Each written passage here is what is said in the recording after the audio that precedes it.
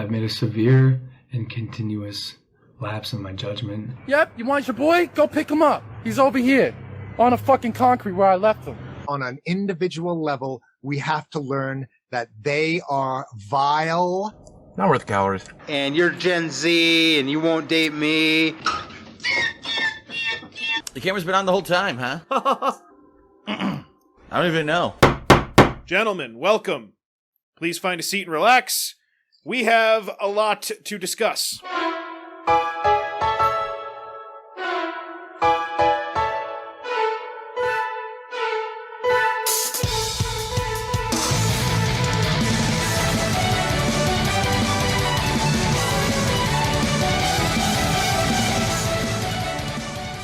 Welcome one and all.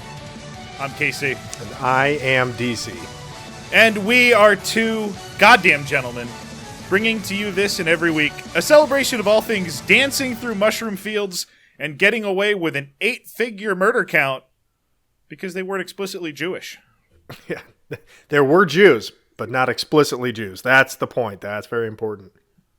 Head over to twogoddamngentlemen.com to cast your ballot in the Hall of Gentlemen voting booth, as well as find a link to our Twitter, a link to our YouTube, and a link to our Patreon, where you gain access into our live Discord during all free and bonus episodes. Leave us a voicemail to be heard on the show at 321-POV-FUCK, and don't forget to subscribe on whatever podcast feed you use. If it's Apple Podcasts, please leave a 5-star review, and the most embarrassing place you've ever been caught masturbating to an AT&T commercial. Library. What? Library. Yeah, same. DC, yeah. If you would please read back the minutes to last week's meeting. All right, Casey. We struck out. I'll just say it right out in the open. King George IV, not a gentleman somehow. Flamboyant enough, but -3 after a week's of worth of voting. And Joseph Stalin, also not a gentleman. Strange. -7. -7 for Joe. Better luck next time, get out there, get the votes, and we'll see how it goes for you guys. Yeah, I never held out hope that week of gentlemen would be making the top 3. I didn't think that would stand out in history. Yeah, and sadly enough, I also knew that Joseph Stalin would not make the bottom 3, although, an argument could be made. Why don't we go into the top 3 and bottom 3 while we're talking about it? I'll start, right? Because top 3, I've got number 1 dog, Harry Vox. Fucking still. Ultimate gentleman. Harry Vox, 69. Followed by Mel Gibson at +51 and Donald Trump himself at +44, climbing ever so slowly. Casey, bottom 3. Why don't you do the honors? Yeah, so Uncle Joe Biden -108, now firmly in that 3-figure territory. Jake Paul, my guy, at a -125, and obviously everybody knows nobody's touching Tommy Tudor, a -340 now. That's like one of the most accurate things ever said. Nobody's touching Tommy Tudor. Like, you look at Tommy Tudor and you're like, oh, Jesus Christ. No, it's okay. I can smell you. I can smell you, and I wish I didn't, so I'm not going to touch you. That is a very accurate representation of how everybody feels. Yeah. DC. Yeah. I have a gentleman update. I can't wait. It's one of your gentlemen, and it's one of our favorite gentlemen. Everyone's favorite gentleman. It's Darkside Phil. Let's get into it. Now, Phil lost his Twitch partnership like a month or 2 ago. Yes, he did. Which was bad because he loses a bunch of revenue that way. But, you kind of keep your community and you can keep streaming. But I did go back and find what got him suspended from Twitch for a little while. Because he was suspended from Twitch in this time frame as well. And this is from an online, streaming website. Twitch streamer Darkside Phil has had his suspension from the platform overturned after Twitch banned his account for hateful conduct on May 15th, 2021. The streaming platform said the suspension was a mistake on our part. Somebody was watching Phil's stream and sent this clip in, and DC, here's the clip that got him suspended for hateful conduct. When stationary, negative 75% damage. That's So, I mean, hateful. He said it like he knew it. You know, he said it like he lived it. that's right. I don't know. I'm all right with him saying it there. Yeah, I think Twitch saw it his way. You know, an accident that happens, but that can't be the entire Phil update, of course. No, of course not. He's still not a Twitch partner, and what that means is there's no subs, Right. there's no bits, there's no cheers, there's no fuck? nothing. I don't get the whole bits and cheers and subs. Like, oh, you gifted a sub. I'm like, what the fuck are you talking about? Gifted a sub. Subs is as far as I go knowledge wise. I don't know the difference between bits or cheers or anything, but they're all monetary actions to help out the streamer, right? Gotcha. So I think some of them are like just content on the page, and then an advertiser maybe pays the bill. Mm-hmm. So he's not getting any of that.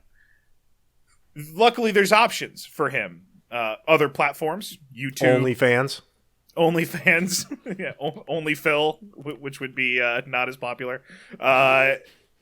There's options with other platforms, but he's got another idea. So let's check in with Phil.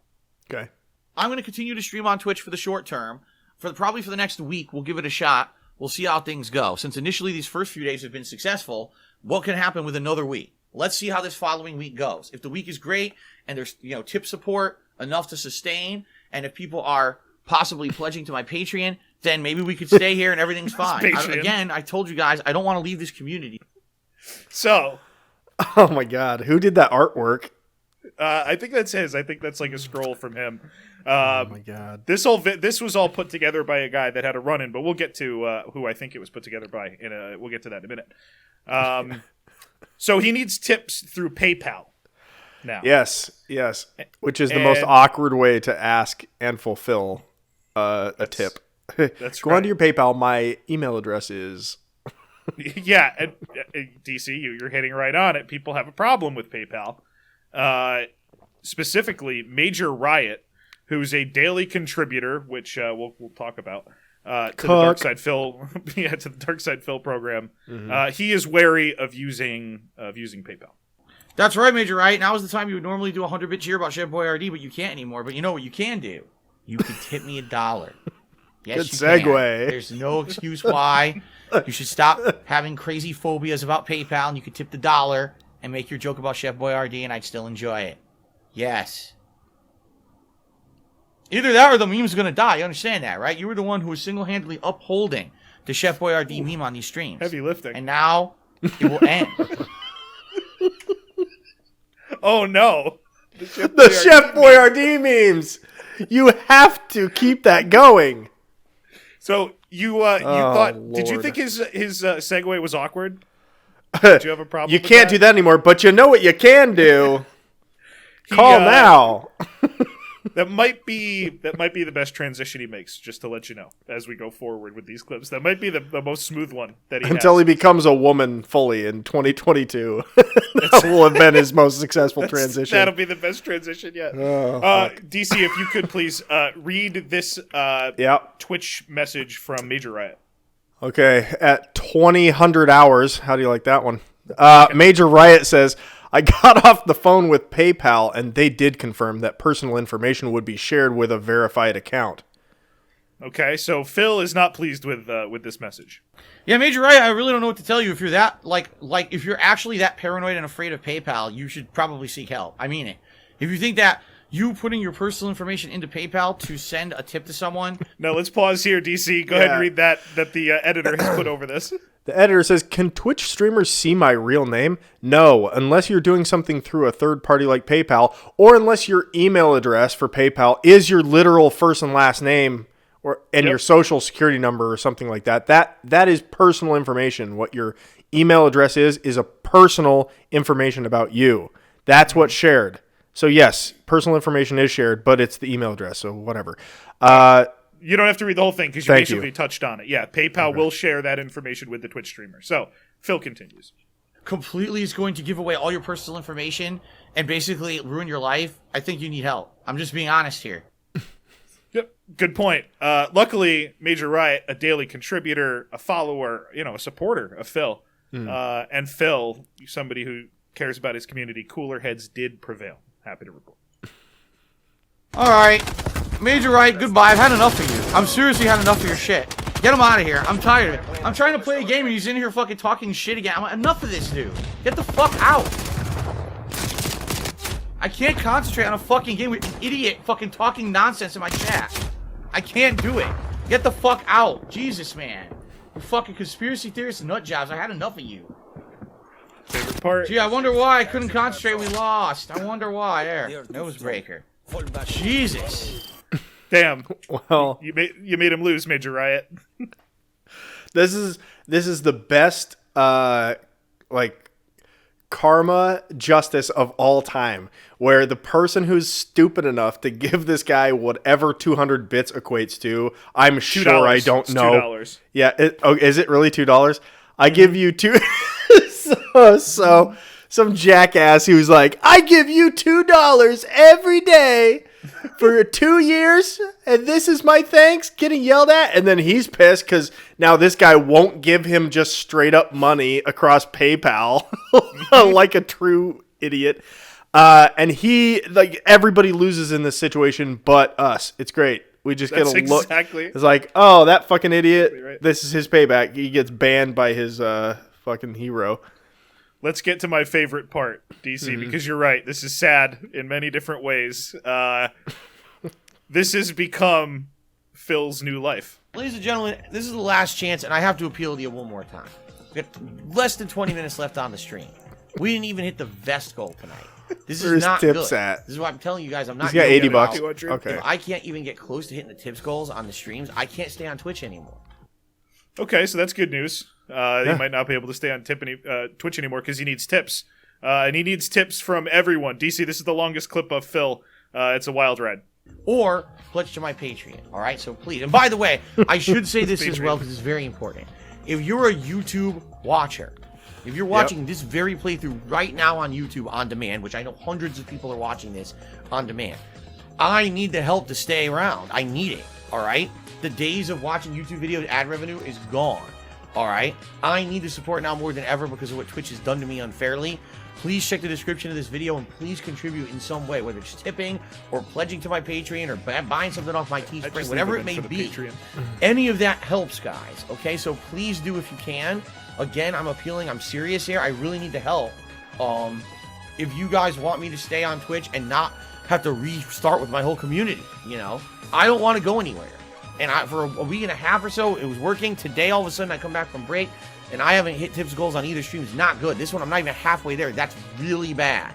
Okay? So please, if you can, please support if you can. That's such a tell. I love that. The uncomfortable. Dude, you're at $80, which is exactly 78 more than you should have because that jackass gave you $2 every day. Whoever gave him $50 of that 80, what a hero, because that's a huge troll. It's his mom. I think. It's his mom. DC, the next one, way shorter, but he is not yet done. Oh, good. Grift away. That's it for the stream. Now, I'm going to be very honest with everyone.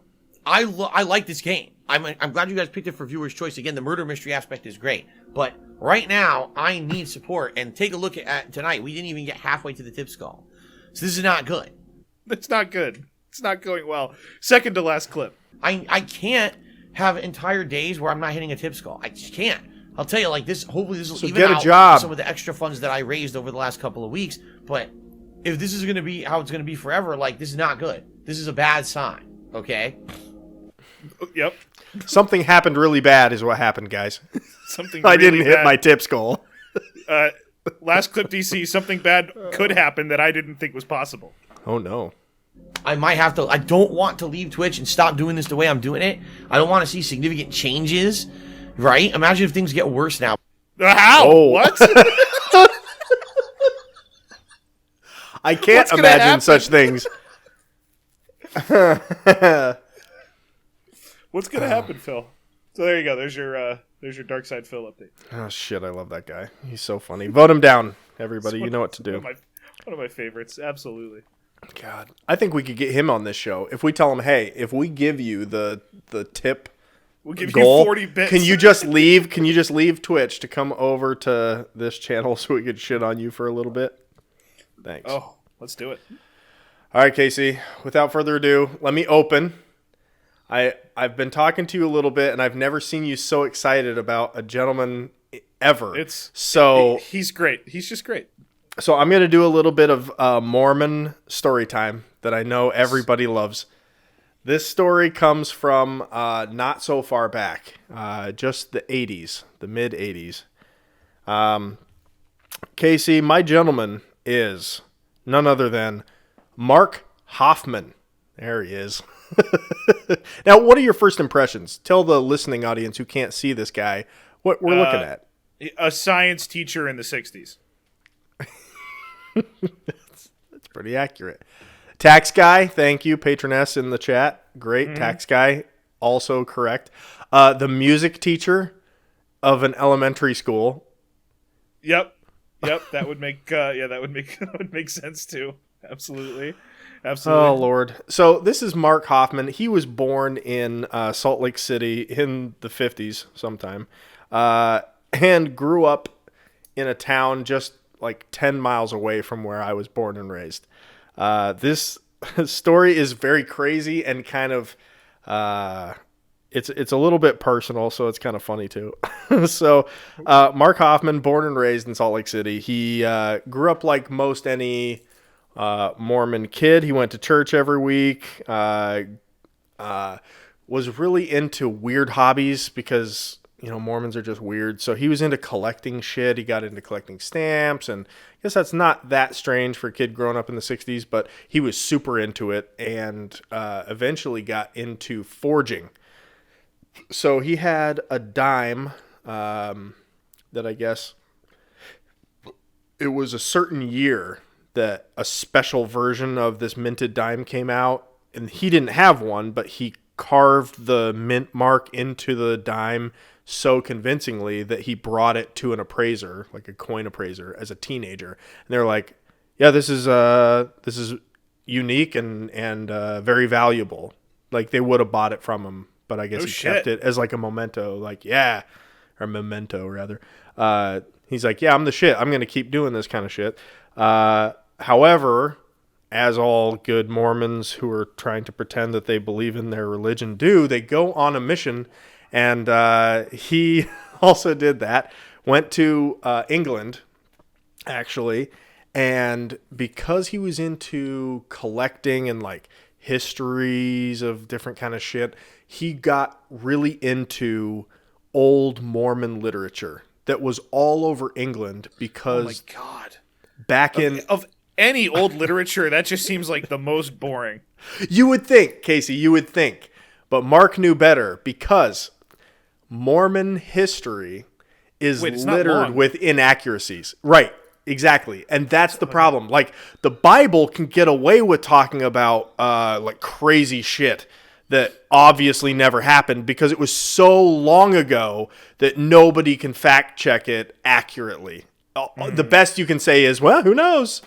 You know, maybe that donkey really did talk to that guy and saw an invisible angel with a sword. I saw that movie. He was funny. That totally happened, you know, and women were, warriors. Okay, whatever, Bible. But, you know, he was really into finding old publishings of Mormon doctrine stuff that the missionaries would have in England back in the 1800s before all the spell checks and before all the revisions and shit that had happened up until 1980 when he's out there, you know, doing this shit. So he gets really interested because he's already lost his faith. Like, he doesn't believe the church is true. He says that he was an atheist at the age 14, whatever. So, he's very much invested in like getting as much shit on the church as possible. Like, this verse in the Book of Mormon says this, whereas the new one says this because they had to change it to make sure that they didn't get caught for lying. And now he had the original book, right? So that kind of thing really, really He's interested. the world's most boring whistleblower, basically. Yeah, yeah. But he realized that the church was a huge corporation by this point. You know, they owned tons of farmland out in Utah and Idaho and Nevada and Arizona. Like that whole area was like Mormon community. And so they had tons of money, and they were very invested in hiding those types of books, first edition Mormon literature that had all the errors that make them look like liars. They would buy those and they would hide them like in their history vaults and shit like that. Oh God, what a bunch of losers. Well, I'm sure the Catholic Church did the same thing. You know, they had a lot to lose. So the Vatican is full. Of it. Yeah. Right. The Vatican is full of these kind of treasures. So Mark Hoffmann decided, I'm going to start forging documents that would make the church look bad were they actually authentic, you know? And so I'll sell them to the church because they'll pay fucking anything for these. Turns out the church would trade him other historical church shit that was like super valuable. So he was just collecting all these church things that were super valuable. It's like $20,000 worth of history for this document and cash for this one because it's super incriminating and all that kind of stuff. And it got to the point where real historians that were outside the Mormon church who were also invested in finding church embarrassments, they outed Mark Hoffmann as like, oh no, that's a forgery. We know it's a forgery because we've been studying this paper and it would never be that way, right? Boo. Right. So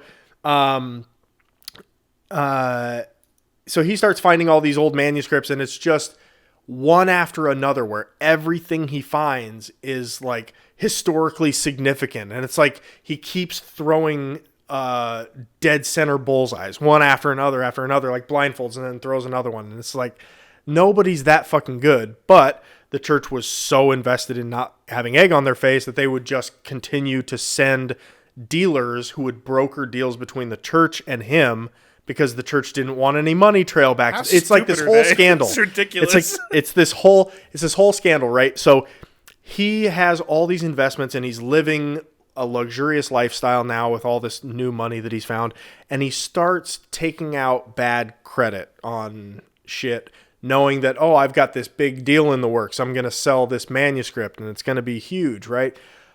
He's married. He's got like 3 kids at this point. His wife is super ugly. We'll get to that. And yes. Excellent. So, he starts getting into debt, and one of his manuscripts gets held up as a possible forgery, and now it's got to go into like extreme investigation to go down to like microscopic level and test the fibers and the inks and all that fucking shit. So he's sweating bullets. He's owing tons of money to people, and documents he's promised to one of the church representatives he doesn't have, and now they're sweating him for it. They're like, hey, our investors want this. Where's this at? Where are these documents? And he loses his mind. And in October of 1985, Mark Hoffmann planted a pipe bomb at the door of the investor, the buyer for all these documents that he had. Went by the name of Stephen Christensen. If you play the next image for me, there he is. He was the son of one of the most well-off guys in Utah, and it was because he sold suits. Everybody in Utah goes to church a lot. They buy suits a lot. Missionaries have to buy like 2 suits just to go out wherever they're going to go for 2 years, right? So he's just raking in money, and he's very, very close with the church. Very close. Yeah. He provides all of the general authorities and prophets and stuff, probably their suits for free, probably all the auxiliaries, probably they dress for free. This is his son. His son worked for his own company that was floundering at the time. So he was he was stressed out on his own account. And the pipe bomb did the,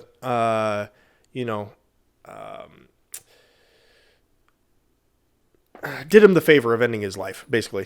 Got him out of this this bad situation. Wound up for that one. Yeah, the personal attachment to this story is Steve Christensen's younger brother was my dad's best friend at the time when this happened. Holy shit. So, yeah. So, anytime the doorbell would ring, like they'd have like PTSD and freak the fuck out. And, they wouldn't answer the door. This other lady who was the wife of Steve Christensen's boss also got a Mark Hoffmann pipe bomb that was intended for him. This is J. Gary Sheets. But his wife was the recipient of the pipe bomb, killed her. She was like super old too. She was like in her 60s, it looked like. So also did her the favor of ending her life. So not all bad. I mean, some of it's pretty good. He escalated very quickly from being I'll forge some documents because I found that coin when I was a kid. Like, I'm paraphrasing his life a little bit. I mean, these are years that I'm going over and a lot of stress. Nope, I'm sure that's he was all dealing that with. happened. That's all that happened. Bought a mansion, killed himself. Mark Hoffmann knew that he was going to be implicated because he had recent dealings with both these intended targets. But he was like, they're both document collectors and dealers. I know how to get myself off the list. I'll plant a pipe bomb in my own car and I'll let it go off when I'm not in the car, thus narrowly escaping the same fate, right? But then I'll be off the watch list. It's not the worst plan. It's not the worst plan. If you'll show the next image, though, this is Mark Hoffmann's car after the pipe bomb goes off. Mm-hmm. Completely destroyed. And this is Mark Hoffmann after the pipe bomb went off. Next image. There he is. Oh, shit. He did not escape from that unscathed. He was very injured, which actually helped him out a lot more because now he actually did injure himself. Like, okay, well, suspicious if you, how'd you know the bomb was there? Anyway. So he goes to the hospital. Cops investigate. They go to his house just to do their due diligence, and they find evidence of forging down in his basement. The jig is up. They pull Mark Hoffmann in. They're always there for something else, aren't they? They just stumble upon the kiddie porn, stumble upon the forgery materials. Just how it goes. And so, if you'll show the next image, please. Mark Hoffmann enters a plea bargain. Wow, looking a lot better he escapes. Here. That's his wife. Look at her. Oh, yikes! Yeah, not terrible. Not great. It's terrible. Look at her terrible face. So ugly. Anyway, enough about her ugly face. He goes right to jail. Casey, image number 6. He does escape the death penalty, which was on the table in Utah. It's always on the table in Utah, let me tell you. And I think Utah is still the only state where you can choose a firing squad. I think they'll still let you do that if you want. No kidding. It's pretty badass. Yeah, it's pretty badass. Be a fun way to go out in 2021. Yeah. You might notice here, he's got a little crazy look to him, a little crazier look to him. Dude, this is like a little while later. I don't know how much later. This is 2001. But this next picture of him, I think, is like maybe 2009 or 10 or something. Look at that. Come on. Look at that fucking guy. Imagine that guy as your soulmate. You're just like, fuck, just kill me now. Yeah, firing squad quickly. So that's Mark. I know I shoplifted the corner store and it wasn't violent, but firing squad, please hurry. Yeah, he's like a young John Bulla. That's what this guy looks like, and just as crazy Mormon. Yeah. Oh, John Bulla the Mormon. That's so funny to me. So That's great. Wow. What a gent out of nowhere. Yeah. I've got a shit ton of honoraries, Casey. Like I said, it's going to be a brief story time because I'm so looking forward to yours. I know you've got a lot. But I've got a lot of honoraries I want to go through. This first video I've captioned, Time for Some Culture. Fresh out the motherfucking hospital. Niggas talking shit about that ain't my foot. I got a white foot and all that other shit. Round 2, motherfucker. People say, you want to play? He's doing Russian roulette with his foot, and there's already a blood stain on his sock. No! They don't think it's... No! Click. Ooh, escapes. Oh,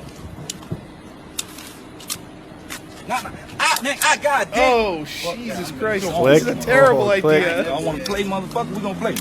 I got it there. Oh! Ah, fuck. Of course.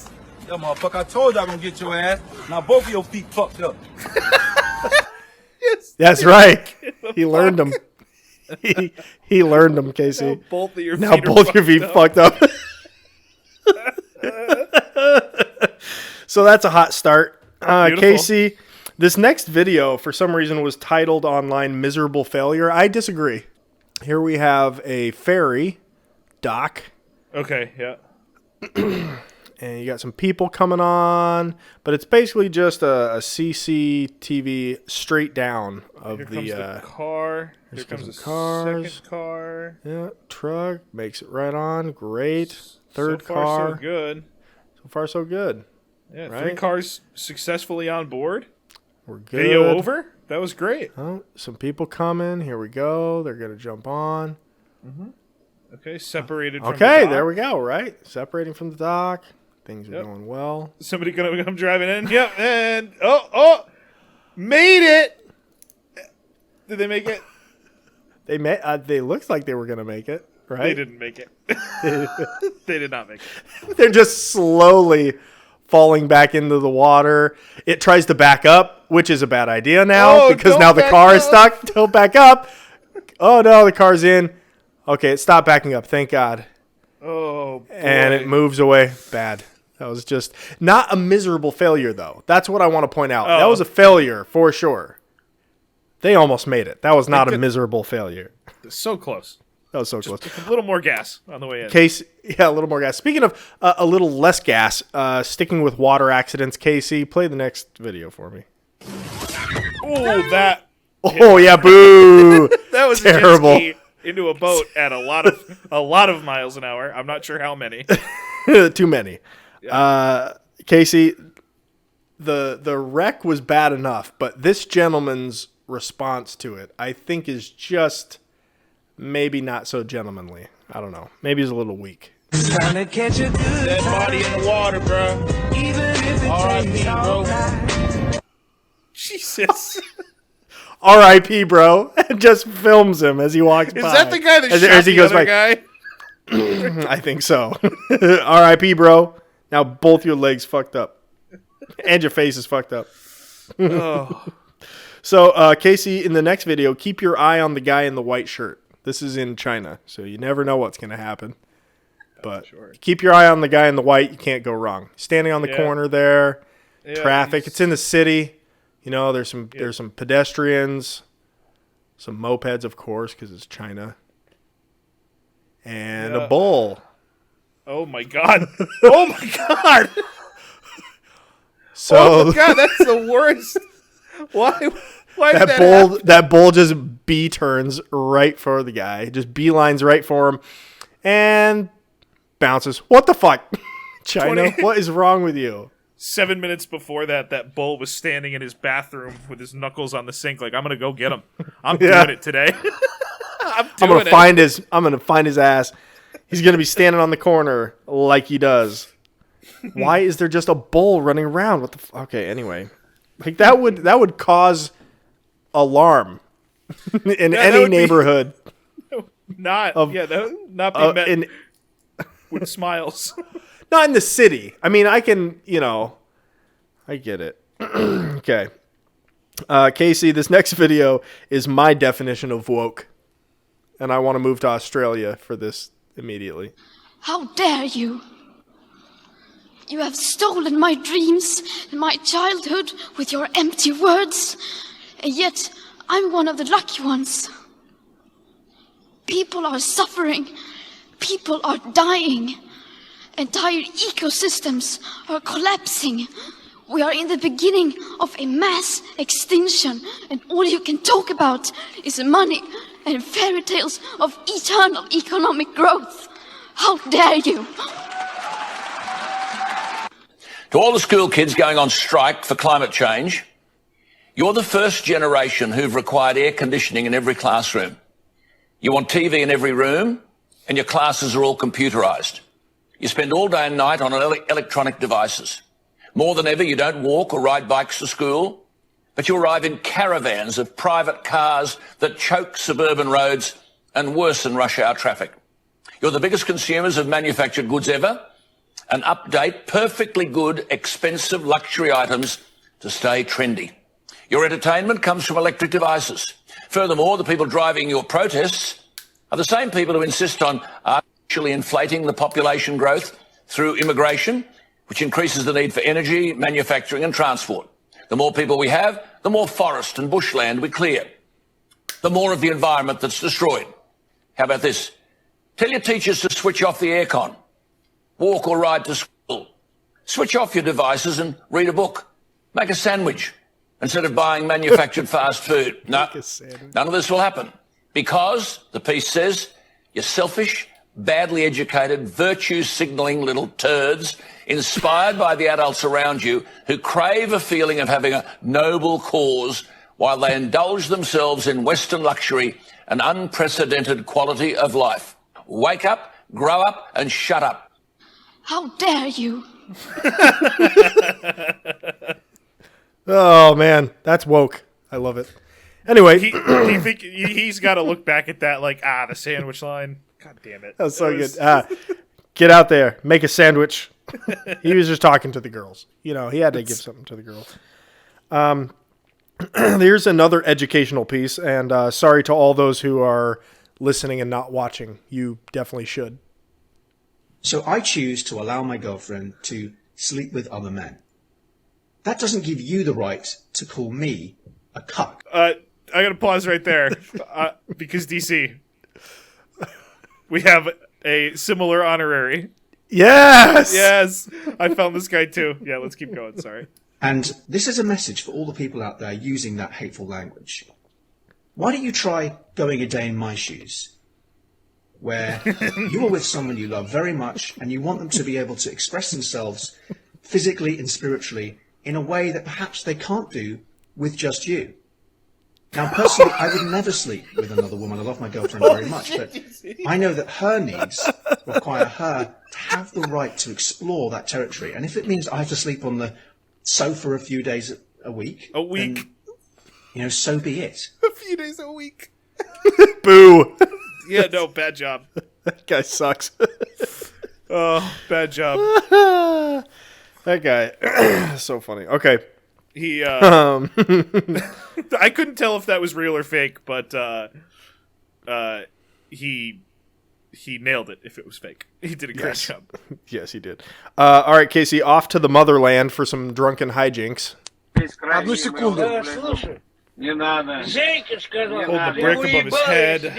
God damn it. He's trying to break it on his head. It's not working. He's getting less momentum and more. And, yeah, down he goes. Boo. 6 DC. 6. The Russian Olympic really judge. Tough judge. Really tough judge, DC, you are. I know. And always the same score. What a dick. Yep. There is... I want to drive this point home with this next video. And that point is there is no way to make it fair.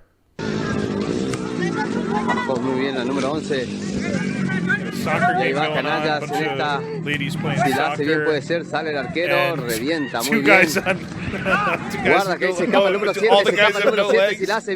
They're all on crutches. Oh, they still scored! Oh, no! paso de los titanes. Oh my God! It's a fully functioning girls team against a handicapped guys team, and the guys scored. As handicapped as you can be in soccer, actually, just having one leg, you're on crutches. Oh, makes it a lot easier not to touch the ball. Like if they touch the ball with the crutches, is that a handball? Take the crutches away, then see how they do. Yeah, seriously. Only when 6. So let's come on, get it through your heads. There is no way to make it fair. This last clip, I think we all know who the gentleman is. It's someone off screen, and I think we all know that it's a gentleman, not a lady. So go ahead and play the last video clip here. Person standing in the road, blocking a car. The car's definitely going to run them over.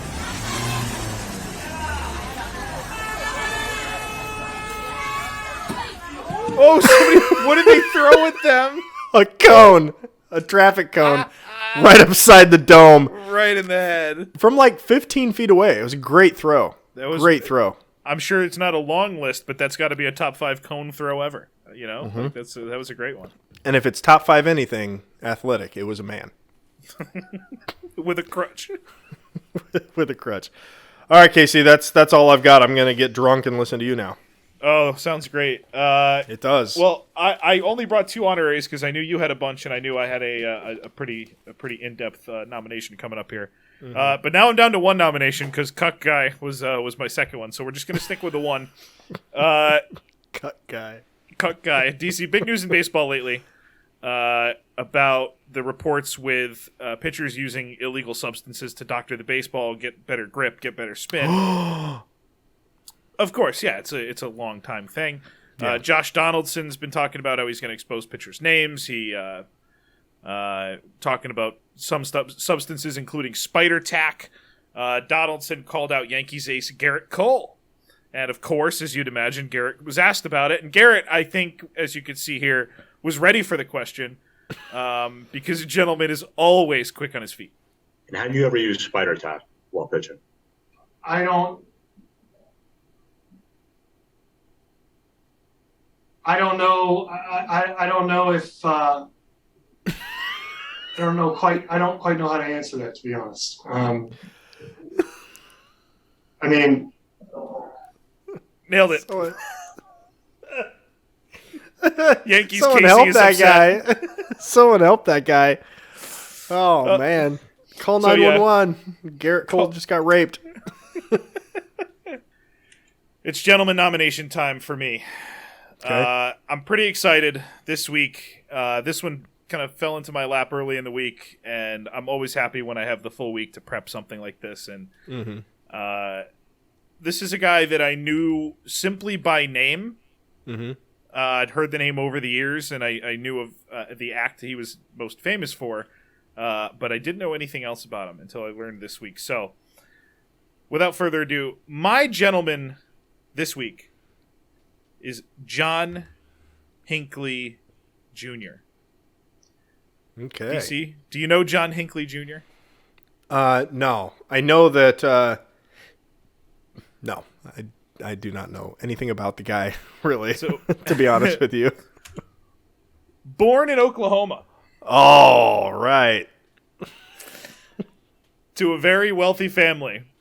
The family moved to Dallas when he was just 4 years old. So a kid from the South. His father, a very well-established businessman, John Warnock Hinckley Sr., was the chairman and vice president of Vanderbilt Energy. John graduated high school in 1973, and then the family wanted to move closer to the headquarters for their oil company, which was in Colorado, so they headed out there. John decided, I'm going to get my college education, so he was on and off a student from 74 to 80 at Texas Tech University. Did not graduate, so 7 years of college down the drain. 1 year after leaving college, he moved to L.A. to become a songwriter. As we have found so often, most gentlemen have a musical inclination, DC.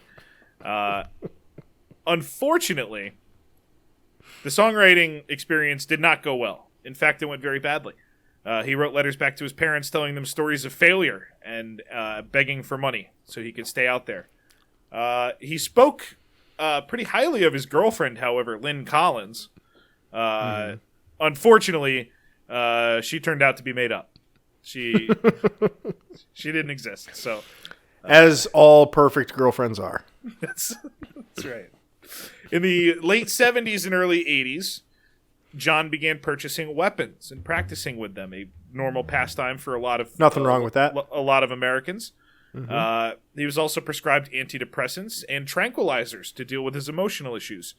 So, not quite as normal for people with the gun habit, but it could probably work out fine. Better than uppers, Yeah, that's true. Well, we'll find out. These are all workable issues, right? Right. No more issues than that. Not quite correct. In 1976, the movie Taxi Driver comes out in theaters. Robert De Niro plays Travis Bickle, and he plans to assassinate a presidential candidate. At some point in the following decade, John sees this movie and becomes obsessed with this movie. To be specific, he develops an infatuation with actress Jodie Foster. Yuck. Yeah, not great as an adult. Right, fine. Also not but as a child in the movie. But that's But that's the issue, because he might have gotten the wrong message from the film, as Jodie was in fact playing a 12-year-old prostitute. Here she is in the movie. This is the person that he fell in love with watching the movie. Not great. So this becomes a bit of a problem. DC. Jodie, a few years later, enrolls at Yale University in New Haven, Connecticut. John moves to New Haven. Oh boy! Keep an eye on her. He is slipping poems and messages under her dorm door.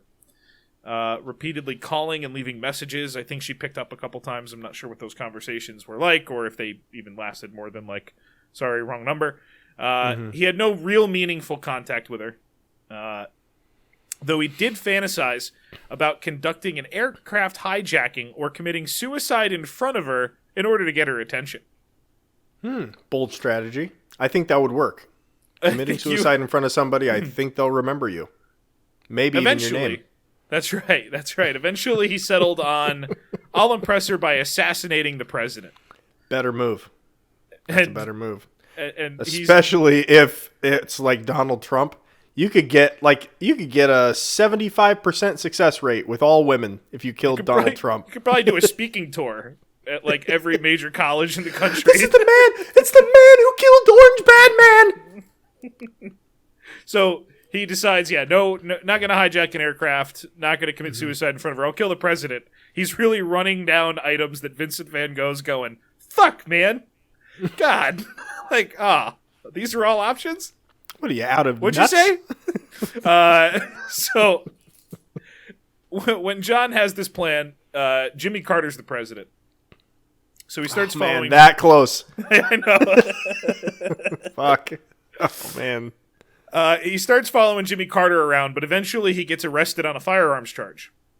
And he still had been living and being based out of L.A. at this point, but now with that problem... It's been 5 years since he moved out. He's had no luck with the songwriting. He's penniless. He moves back to his parents' house in Colorado. He gives up on assassinating Jimmy Carter. Apparently, you need money to assassinate people. So he's going to relax for a while. And he's had some treatment for his depression, but his mental health does not improve. I thought more tranquilizers would have helped, but I wasn't there. In 1981... Ronald Reagan is the president now, and he goes, you know what? Okay, let's try this again. Let's figure this out. He studies the JFK assassination, because a gentleman always does his research. And he wrote a note to Jodie Foster before his attempt on President Reagan. Quote, over the past 7 months, I've left you dozens of poems, letters, and love messages in the faint hope that you would develop an interest in me. Although we talked on the phone a couple of times, I never had the nerve to simply approach you and introduce myself. The reason I'm going ahead with this attempt now is because I cannot wait any longer to impress you. I still don't know why she'd be impressed, but fine. Whatever, logic aside. I ejaculated on your door. What more do you need?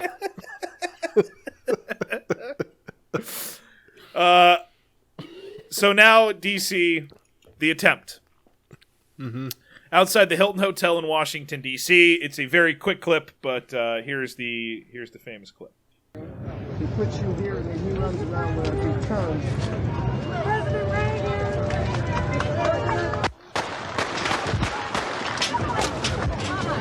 So he is under that pile of people, right? Like he was 6 feet away from Reagan when this happened. Reagan in the car, and off they go. So the recap. DC, here's what happened in that very, very quick 30 seconds or less. Mm-hmm. He had a 22 caliber ROM RG-14 revolver. Okay. He fired it 6 times. Jesus. He hit policeman. Yeah, Tom. I saw that. The guy that was down in the gutter. That's right. Yeah, he hit 3. He hit some people. So, policeman Tom Delahunty hit in the neck. Secret Service agent Tim McCarthy hit in the chest. Press Secretary James Brady hit in the head. James Brady remained paralyzed on the left side of his body, but we'll revisit that story in a bit. He did not hit Reagan directly, but the president was seriously wounded after a bullet ricocheted off of the limousine he was standing next to and did hit him in the chest. So he did do his JFK research. Good job. That's right. Nice work. Jodie Foster was quoted after the news broke. Quote, "Wow, 4 out of 6. I'm so wet. I'm impressed." Yeah.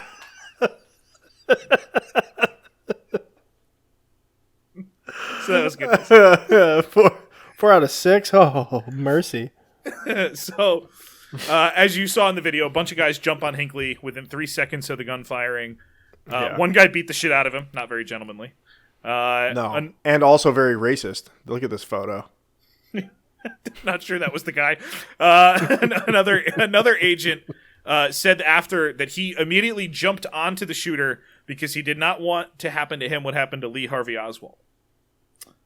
Oh yeah. So that was his reasoning. He's charged with 13 offenses, but DC, a gentleman is always what? Acquitted. By reason of insanity. So there you go. He's transferred into psychiatric care from the Bureau of Prisons. After his trial, Hinckley wrote that the shooting was, quote, the greatest love offering in the history of the world, end quote. Nah. No, probably not. He was disappointed. We all know. Read a book, dude. John 3:16. He was the greatest love offering. Peace. He was disappointed Jody didn't reciprocate the love to him. As you can imagine, the verdict resulted in widespread dismay. And this has nothing to do with John, really, but just the reactionary country that we are in some ways really well, right? And this might be one of them. People are like, oh my God, that guy kind of got away with that. So the U.S. Congress is immediately like, okay, we got to figure out how this insanity defense is going to work. And you already were talking about Utah laws. Idaho, Montana, and Utah are all like, that defense, never again. It's out in our state. No more insanity, please. I think they're back now, but they were. Yeah, it's probably unconstitutional not to let people be crazy. Yeah, I would imagine so. But you're crazy? I don't think so. At the time, they were done with it, I tell you. I looked up some quotes from his parents' book. His parents wrote a book called Breaking Points in 1985. A bunch of the quotes that I read, not that interesting, but I did find it revealing. If you have a kid, and when you're watching the news, and it's like someone shot the president, if your thought is, "Oh God, I hope that wasn't my kid," that's probably a bad thing, and that's what they were feeling when the president got shot. So. John left an impression. Yeah, like, honey, you know how John always talks about murdering the president? You don't think he, Yes, honey, I do think that. I think it was John. I absolutely think it was our son that shot the president. Yes. Just keep eating your breakfast, honey. Don't ask any questions and don't answer the door.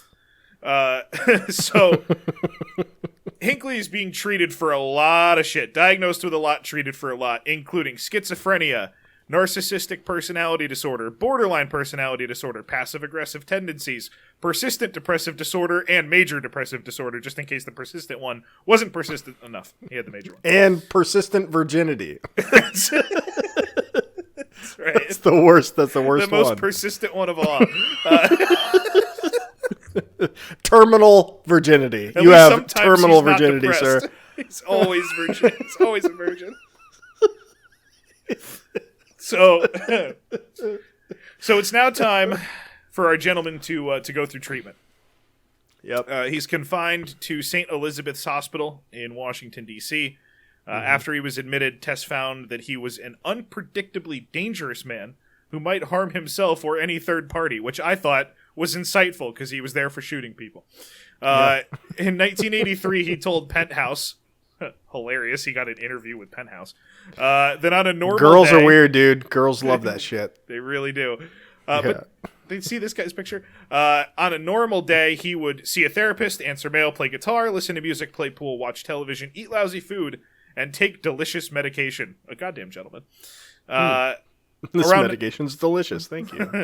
Around 1987, he applied for a court order to allow him periodic visits outside the hospital to his parents' home. Probably not going to happen. It's only 6 years after he shot the president and another guy in the head and two other guys, right? So, Right. But they're like, okay, we have to do our due diligence. We'll consider this request from you, of course. As a part of this, we're going to, we got to just look around your hospital room, right? Make sure you're living by the standard we expect. And then, because you're trying to get some more freedom. Unfortunately, when they searched John's room, they found evidence of a continued obsession with Jodie Foster, as well as letters sent to and from Ted Bundy, and he was also trying to find Charles Mance's... To and from? Yes, he received letters from Ted Bundy, yes, while in the hospital. Well, what else is he going to do, Yeah, swap stories. Ted Bundy's like, no. Oh, my God. You didn't get it done. Anyway, the court denied it, shockingly. They didn't let him out. Right. So that kind of put a stall for him for a long time. About 10 to 15 years, just kind of in treatment and locked up at St. Elizabeth. So from 99 until like 04, 05, he starts to push toward that freedom again. On and off, he's now permitted to leave the hospital for supervised visits with his parents. By the end of 2005, a federal judge rules that Hinckley is allowed visits at his parents' home in Virginia. So he's starting to move a little further around. It gets up to 3 nights and then 4 nights of visits, each depending on the successful completion of the last visit, which I think the checkpoint was like, didn't shoot the president. It's like, oh my God. Yeah. Okay. He can go out. He can do 5 nights next time. Jerked off into an appropriate container. That's right. He used a tissue. He's a gentleman again. All of the experts who testified at his conditional release hearing in 05, including the government experts, all agreed that his depression and psychiatric disorders were in full remission and that he should have expanded conditions of release. Not too expanded, though, because when he requested further freedoms, they were like, no, not yet. So, can I go to Jodie's house? No. All right, that's it. for 4 more you years. You haven't learned anything. You haven't learned anything. You're tacking on. So he does wait 4 more years to 2009 when he starts to get more freedom. He starts to carry a GPS-enabled phone because he's got, we'll get to it, but he's got a radius that he's got to stay within. But now Obama's the president. He's probably allowed to do whatever he wants. He can do anything he pleases, including shoot anybody he wants. It's fine. Yes. Prosecutors objected to the freedom, saying that he was still a danger to others. March of 2011, forensic psychologist at the hospital testifies that he has recovered to the point that he poses no imminent risk of danger to himself or others. The system works, DC. The system works. He's totally fine. Sounds like it. It sounds like it. So he's healed. He's healed. I praise Jesus. By November 2011, there's a hearing in Washington that's going to determine if he can live full-time outside the hospital. The Justice Department's like, that's a terrible idea. He's lied to doctors for like 30 years now. Like, we can't do that. but they lose overall in the end. Not until after James Brady passes away. Now, you remember James Brady. He was the press secretary that got shot in the head and got paralyzed. Mm-hmm. He dies in August of 2014. Okay. So he lasted like a good 30 years. The death is ruled a homicide.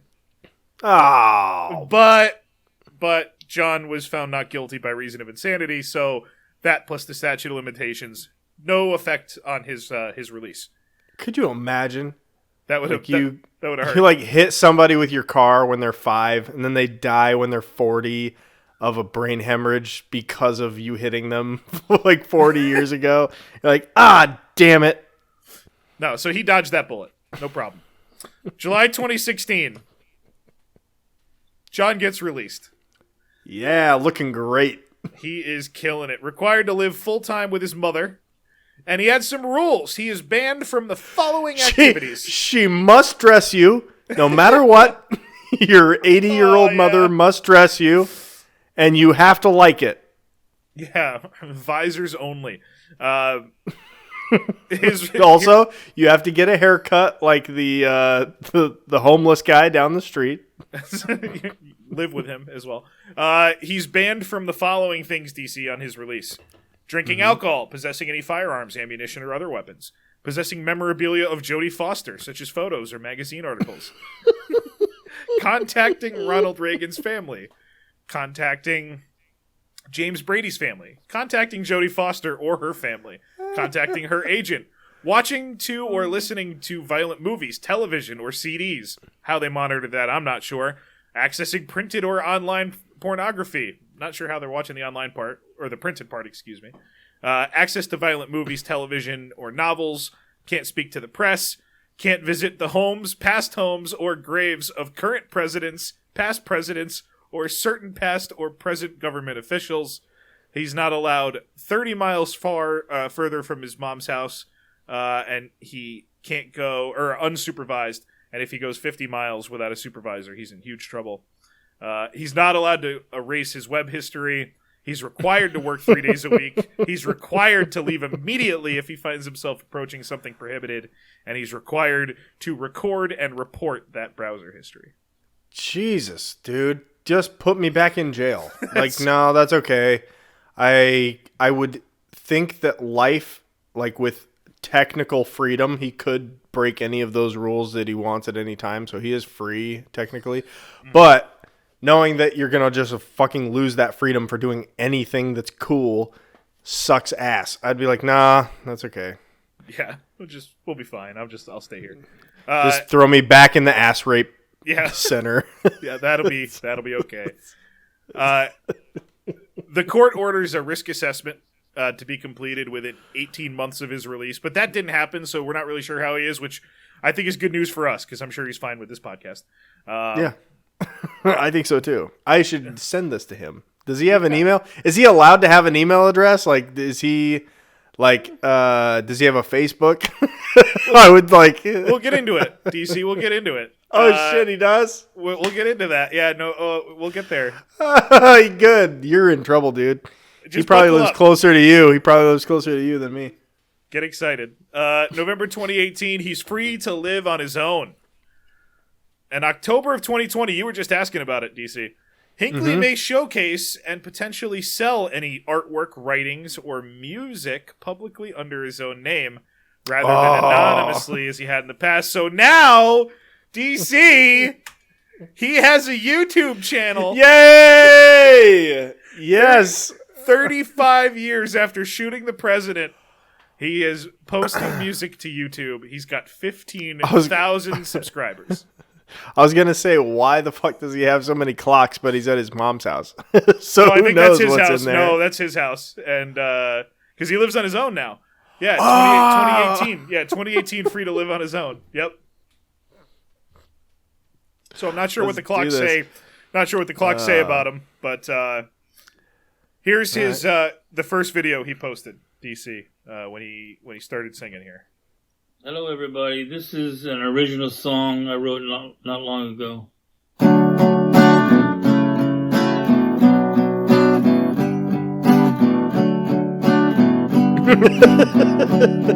It's called What the Fuck's Out the Window. Striving to be free, we're in harmony. This is the majesty of love. Okay, so first off, I've heard worse.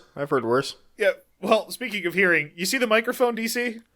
Uh-huh. Have you noticed anything special about it?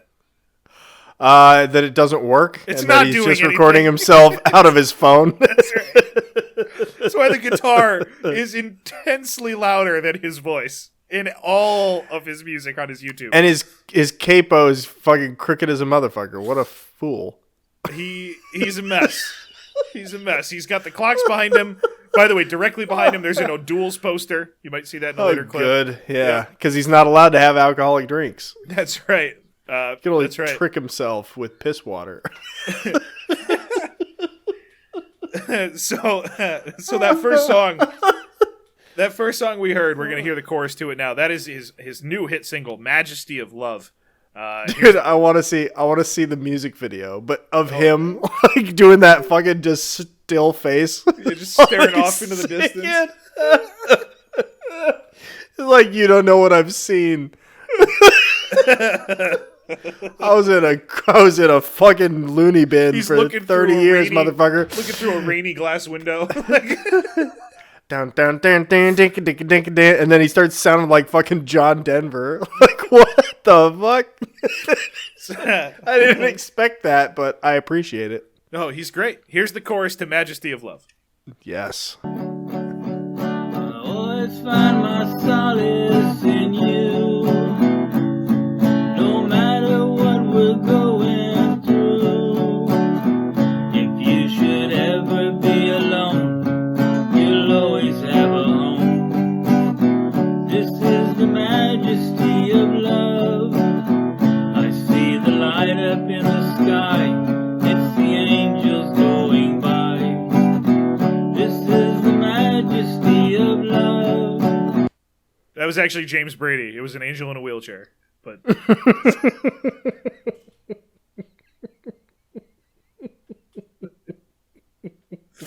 all right, so second song, DC. Hold on, I have to address something that the chat wrote. Yes, the clocks behind him are not set to the right time.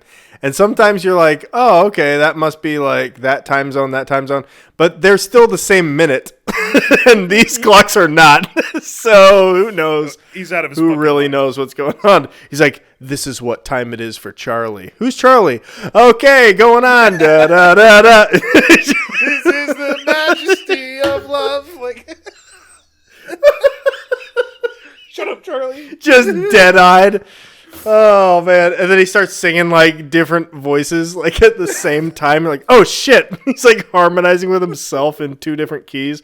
Like, get out of here. He's a Call the loony bin. Also sing You gotta with put him himself, back yeah. in. All right, so second fuck. song, DC. It's time for a cover song. Bob Dylan. Okay. He fixed the mic issue in this next one. Not meaning that it's working, just that it's gone. Yes, and how many times must the cannonballs fly before they're forever banned? The answer, my friend, is blowing in the wind. The answer is blowing in the wind. Stop playing that music!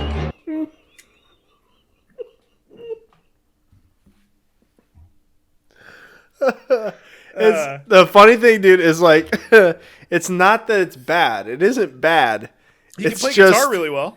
yeah. It's just nothing. It's just okay. Yeah, that's fine. It's a fine version that it didn't offend me musically, Well, but just that's hang- about it. It just hang- wasn't offensive. Hang in there, DC. We're getting there. Let's go to another cover. This time, Elvis Presley. Yeah. Chat, get over the clocks, all right?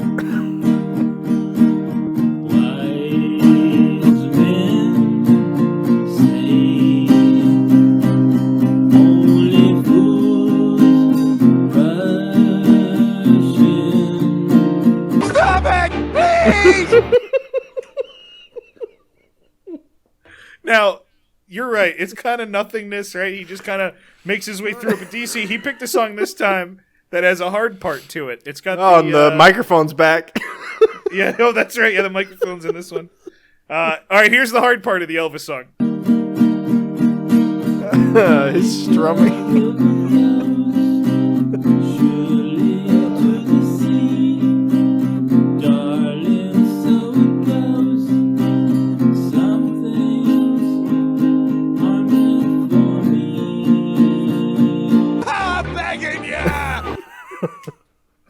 So it's not great.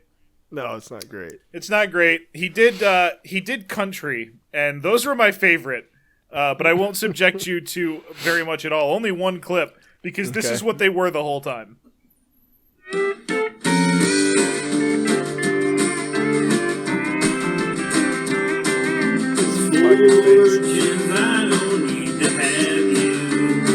Yeah, he just sang along with some other guy and some other guy for Poorly. 2 songs in 6 minutes. Yeah, very poorly.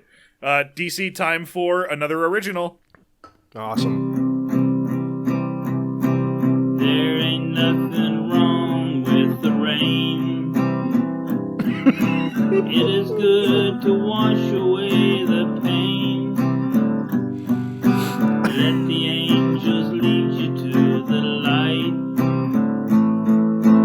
Everything is gonna be alright. Damn it. Shut the fuck up. I'm so mad he did that. I was like, okay, there ain't nothing wrong with the rain. It's just there to wash away the pain. I was like, that's the stupidest fucking rhyme I've ever heard in my life. And then he followed it. And then he followed it up with a rhyme that's even dumber, and I knew exactly what he was going to do before he did it. And it just makes me so mad and happy at the same time, because now he's got infinite, songwriting capabilities now. He's Like, unstoppable. I saw a dog at the park. He just looked at me and barked. Like, oh, this is great. He can just do whatever he wants. Just rhyme on the fly. All you have to do is pick one word and then think about it the entire time you sing in the next sentence and just boom, land with the word. DC, just about to the end. One more cover.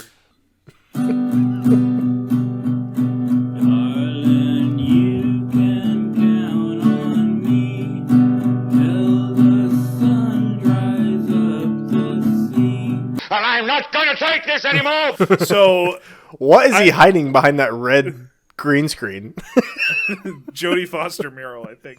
I don't have that. I have one thing left to say, DC.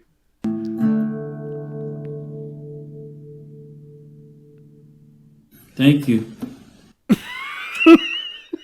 John Hinckley, still making music. Plenty of updates to follow. DC. Oh, fuck.